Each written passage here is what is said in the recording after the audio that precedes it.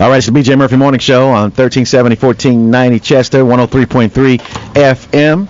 The soul of Charlotte on the line right now. A hip-hop legend on the phone line. Yes, sir. We are now about to interview Shyne. Shyne called in to discuss what happened with he and Diddy back in the day when he caught his 10-year charge and, the price he paid for loyalty and what he's trying to preach to our youth now that he's done his time. Yeah. What's happening, everybody? Top of the morning. Good morning, Shyne. Top of the morning. I really call about the youth. You know yes, what I'm saying? Sir. That was really the intention and the desire. Yes, sir. Because I feel as a triple OG on the streets that it's really my responsibility, to do what was done for me. When I grew up in an era of gangsters that didn't really want to be gangsters. Right. And, the guys that I grew up under used to pay me to go to school. Used to give me a pair of Jordans and a leather jacket and be like, yo, stay off these streets, man. Yeah. So that's how I grew up. So I don't want to, mislead or watch my little brothers self-destruct. You dig? Like you see what's happening in the south side of Chicago. You dig? Like, if that was happening in the suburbs, it'd be a state of emergency. That's right. And of course, we got Shyne on the line, former Bad Boy artist. He served some time in prison, and now he's speaking to the youth. He was deported to Belize, and the brother is speaking out. He's a really strong voice in the hip-hop community, and he's one of those brothers that want to teach the truth to the young black youth. Shyne. Yo. Thank you for calling us this morning. Brother, first of all, where are you living right now? Well, I'll be all over Europe. I'll be like in, I got a crib in Paris. I'll be in Berlin. I'll be in, Amsterdam. I'll be moving through Europe. It's a big market out there. They really like hip hop out there. So, I'll be all over Europe. Okay. And I'll be in Israel too. I'll be in the Holy Land. I'll be in Jerusalem every now and then. So you still got paper?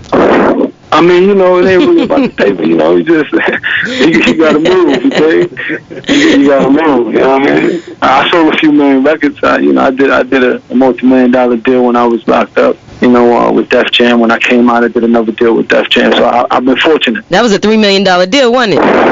I mean, we ain't got to talk the numbers, but I've been fortunate. Okay, Shyne, it's easy. Listen, but, when we talk about being fortunate, you gotta understand, Russell Simmons wrote an op-ed the other day, and he talked about, he was talking about my good friend, the big giant Hova, Sean Carter, and he was addressing the whole Occupy Wall Street, and he said something that struck me, which was the prison system, and how there's a prison industry worth a couple $1 billion, and what they do is they criminalize African and Latin American men and youth. So what happens is you go to jail for nothing, for maybe something, not that serious, and they institutionalize you and criminalize you, so you become a better criminal. Right. When you went in, a dude that, could have got a degree, could have did something, contributed to society, but instead they criminalize you, they put you back out in the streets. Now, a felon can't drive the bus, a felon can't even be a garbage man. Right? So now you back in the streets, what you going to do? You going to eat. So you going to eat however you know how to eat. And so you go right back to prison, and, and the industry booms. You dig? So rather than when you go to prison, they educate you, they rehabilitate you and redeem you and give you an opportunity to return to society as a contributing member, they don't do that. So I thank God that, I was fortunate, because usually when you get out, you get deported, you dig, your life is over. Right. You understand? Like what was I going to do in Belize? You understand? In Central America, a place that, I haven't been in quite some time, and, it's a struggling economy. You dig? What? I'm gonna go over to Mexico and get with them boys, and be a D boy like these kids be rapping about. Right, and get it how you know, right? That's the only option they gave me. Right. Like it's amazing. Like, thank God that I was able to, make the deals that I made and come off with some scratch, so I can maintain. If not, it'd have been back to the block. Right. This is what they do. Let me ask you a question, Shyne.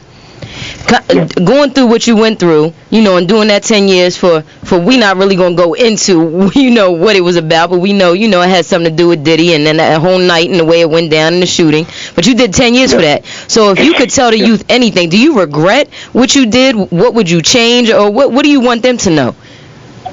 I mean, listen, I wasn't thugging and bugging that night. Right. You dig? I was actually the best behaved because I don't drink and I don't smoke. Right. You dig? But I'm from the street, so when it's time for my hammer to go off, it goes off. And somebody was getting ready to pop old boy head off. Like, it might not have been no Jennifer Lopez movies and none of that. You understand? If I didn't pull my ratchet and squeeze off. So you saved somebody's life that night. That was the perspective you took on it. I saved all of our lives.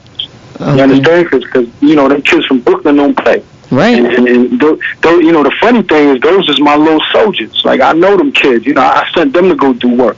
So I know what time it is. So I know when, these dudes is drunk talking and they arguing, they talking that rap talk. Yeah, but these dudes was serious, right? Yeah, them kids ain't playing no rap talk. You understand? Right. So what? You know what I'm saying? Yeah, that's done. You took it on the chin like you should. You did it and you held your head and Diddy didn't really hold you down like you expected him to. Am I right? I mean, but that was from the start of the whole thing. Even while we was on trial, people don't understand that my problem with him was never, I squeezed off. That's my responsibility. Yes. No way, no how do I ever say, what he did or he didn't do. I ain't see him do nothing. As far as I know, he ain't do nothing. He ain't had no ratchet, nothing. Right. That's not my responsibility. You understand what I'm talking about? My responsibility is what I did. Right. But you can't be my man and you we in a situation together and you gonna call a witness to testify against me so you could get out the situation? Wow. Hey, Shyne. And I'm consistent with it. This ain't no Twitter rant. Mm-hmm. This ain't no, right. You know what I mean? 13 years later, I'm talking. Go back to my XXL interview I did in 2000 when I was on the cover. That's before this honor. I'm saying the same thing now that I was saying then. Go to the MTV interview, the hour special. I'm saying I'm consistent with it. He called a witness by the name of Sharice Myers. I looked that man in the eye and I said, yo, blood, don't call that chick, man. She gonna finish me. You understand? It's one thing when the DA is saying that, he's a wild boy, but if my co-defendant call a witness that's gonna say that, I'm finished. And she was lying. It's one thing she'd have got up on there and said, listen, man, even the victims said that the kids from Brooklyn was beefing with us and they was threatening us. They was telling us they gonna kill us. And two of them kids is dead, by the way, so, they can't get in trouble. And we got former Bad Boy artist Shyne on the BJ Murphy Morning Show, and he's telling a little bit about what happened in the background and why he served those 10 years in prison. I think what BZ was also leading to was, the no snitch rule or brothers serving time for people. Listen, it's not about that. I don't romanticize this culture. It ain't, listen, if you a hard-working man, you go to your radio show, and you paying your bills and you taking care of your kids. If somebody robbed you, somebody breaking your house, you got to do what you got to do. No doubt. I don't hear you on the radio talking about gang life and thug life and you thugging and bugging. You ain't talking about that life and you from the streets. Right. So I don't have a problem with you doing what a civilian do. But if you claim to be gang life and you thugging and bugging and you a deep boy and you this and you that, right? You can't rap about that and not live that. Right. For me, unfortunately, that's how I grew up.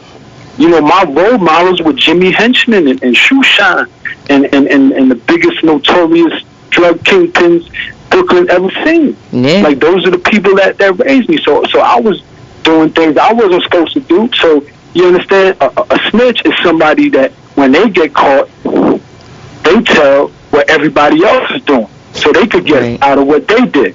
Hey, Shyne, so now that that's all over, right? And Shyne is out, and I know you got a new album coming out, right? Yeah, well, right now we setting up for March 16th, which is the day I got convicted. Cool. That's when I'm gonna go. That's when I'm gonna go retail. But I'm putting out a free album September 26th, gang. You know, just to celebrate my 12th anniversary when my first album came out, when Shyne first came out. Then November 8th, I'm gonna put out another album for my birthday. So, you know, celebrating with the fans the only way I know how, is to spread love. Is there gonna be now? I know you was on Lil Wayne. You was on the track with Lil Wayne on this album, right? Yeah. You know, I was thinking about that last night. When I first got out of prison, I lost my voice. Mm-hmm. You did, because after 10 years in prison, you know, I was a real mobster. I didn't talk. I just did what I had to do. Right. I made sure somebody did what I said to do. Right. So it ain't too much talking. You understand? Well, the reason why I'm asking. No, but listen to me. When I got out, I lost my voice. And when I got in the studio, you know, my voice was shot. So I just want to thank Lil Wayne for, you know, he had so much respect for me. And he had, you understand, so much appreciation for my legacy. He still put me on this album. Right. And that's G'd up. You know, that was just a testament to how much, you know, them dudes over there respect me. So I appreciate that. Yeah, that was one of my question. Really, I wanted to kind of bring it back. You know, with all the education and knowledge you bring to the table and to the game now, are these younger artists, you know, hearing what Shyne has to say, and are they taking heed? Are you able to kind of like bring them to ground level to show them, hey, look, I've been there on the top. It went wrong for me, and this is what you do not to get there. Well, you know, it lead by example. You understand? People talking about, you know, Shyne in Jerusalem or Shyne in Israel. Well, I'm supposed to be. I just survived 10 years in prison. I'm supposed to be thanking God for all my blessings. You understand what I'm talking about? And you know, I lead by example. You know, I'm a man. You know, I'll be talking, you know, about trying to get married, trying to raise a family. You understand? That's where I'm at with it. So I ain't too much about lecturing and preaching. I just lead by example. When you listen to my songs, you're going to hear a contrite, remorseful, you know, farmer mobster. You understand? I'm not doing no, you know, TK Kirkland. I'm not, you know what I'm saying? I'm not the pastor. I'm not Al Sharpton. Al Sharpton is Al Sharpton, but at the same time, I talk about it from a perspective of someone who really lived it. And if you listen to Pop, or you listen to any of the dudes that really went through what we went through, like Scarface or any of them dudes, they talk about it with more contrition and more remorse than these, you know, CB4 dudes that just be romanticizing something that, you know, it's like 500 bodies in a month in South Side of Chicago. Yeah, it's crazy, isn't it? Yeah, you understand? So, yeah. And what I want to say to you, Shyne, we got former bad boy artist Shyne on the BJ Murphy Morning Show. We had a 15-year-old that was gunned down in front of his house. 5 young teenagers were responsible. They shot the brother in the head on a Sunday afternoon. And, you know, what would you say to the youth who romanticize about the thug life and what these brothers is rapping about, and how people are living it? Listen, they're lucky I'm on parole. You understand? Because I'm from the black. I'm from the Black Panther. I'm from the Black Panther era. Huey P. and Bobby Seale used to run down on them pimps in them bushes. Right. With the shotgun, with the ooh-wop, all that. Listen, you're going to get off this block serving that, or we going to put something in your head. You understand? So I be running down on all these dudes because they all front. Right. You know what I'm talking about? But it's dangerous because, you know, the machines, the major machines have made, you know, their fronting so popular, you understand, and so believable. Right. You understand that these kids, they see themselves in these videos and on these songs, and so they thinking, well, this guy don't get caught. He making millions of dollars off of talking about what I really do, so I guess it's okay until he's sitting in a pen for 100 years. You know what I'm saying? So my thing is, listen, I can't tell the next man what to sing about, but if you gonna sing about that and you know it's hundreds and hundreds of bodies a week, you got to do something for them kids. You got to set up some type of program, some type of after school, some type of college, you understand, tuition. You have to do something to help these kids that are listening to your music. The difference between the African and Latin American kids and the Caucasian kids is they have money. Exactly. You understand? So they have resources that educates them, right? and conditions them to understand the difference between Arnold Schwarzenegger and Sylvester Stallone killing 1 million people and what they should do in real life. Right. You understand?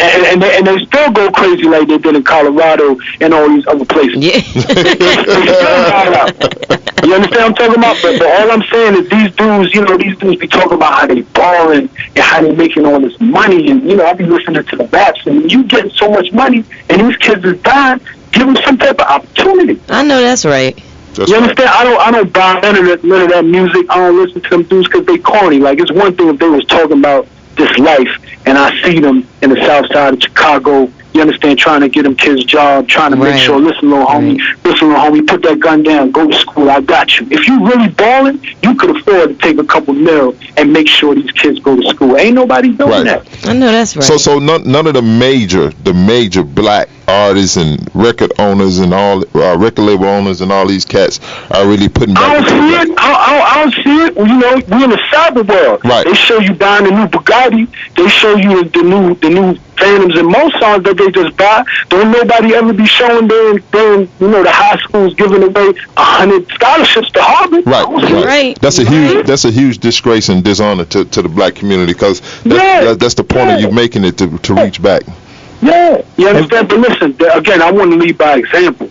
So y'all just pray for me that I get right and I'm able to, get a little bit of scratch. Definitely. And I'm gonna show them how to do it. Go ahead. Philanthropy is the new ball. You understand? If you're really getting it like that, if you flying private planes, if your vacation costs $1 million for the boat for the week, then you're supposed to match what you spending on yourself and what you're doing for these communities. I like that. Indeed, That's right. indeed. Hey, Shyne, man, we really appreciate your mind, brother, and your heart, what you're sharing with people, because this is something we've been talking about. It's good to hear a high-profile artist like yourself talk like this, because what's going on in hip-hop now is garbage, and somebody going to pay, brother, and somebody's going to pay, and nobody's really saying it. It's only a matter of time for one of them young headbangers catch these dudes. You understand? Because if you ain't taking care of the people gonna take care of you. You understand what I'm talking about? And I don't even understand it. I don't understand how they buy these kids records. I don't understand how they support a culture that doesn't support them. You understand? Nothing, zero. Like, these dudes is on the Forbes list, $500 million. You understand? What do they do for these young kids that are killing each other? It's a crisis. Like, it ain't enough to say, I'm Barack Obama. Like, what is that doing for the kids in the ghetto? And it ain't just him, it's all of them. What are you doing? Like, if you balling champ, if you getting it like that, who you sending to school? Right. That's right. Hey, Shyne, brother, God bless you, brother. Hey, we got to run, Shyne. We love you, man. Thank you, Shyne. All right, Hey, thank you for calling, Shyne. We appreciate you, bro. All right. We got to have a part two, Shyne. We got to have a part two on this. All right, man. Just listen. September 26th is my 12th anniversary, so make sure y'all celebrate that. All right. We got you. All right. All right, that's Shyne, y'all, former Bad Boy artist. I love what Shyne had to say.